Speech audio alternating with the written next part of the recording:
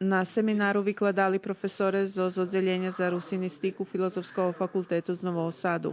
Profesor dr. Janko Ramač bešedoval o vyznačných osoboch u prosvitnim, kulturnim, nacionalnim i privrednim živote Rusnacoh, a magister Aleksandar Mudri o vplivu srpskog jazika na ruski i o poljođilskej leksiki. U katalogu akreditovanih seminarov za prosvitných robotníkoch niet seminári, ktorí sa dotýkajú specifičnosťou nastavy na ruskim jaziku, lebo predmetoch dajedných, ktorí vyražujú našu nacionálnu históriu, kultúru, lebo také.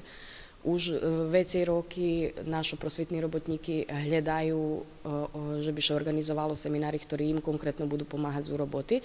Preto sme organizovali dneska tot seminár, za ktorý rachujeme, že je perší zo vecí seminároch. Problem, že seminár ešte vše neakreditovaný. Od plánovaných 30 odvolali še 6 osoby, 4 zo osnovnej školy Jovan Jovanović Zmaj zo Đurđova i 2 zo domašnej školy Petro Kuzmjak.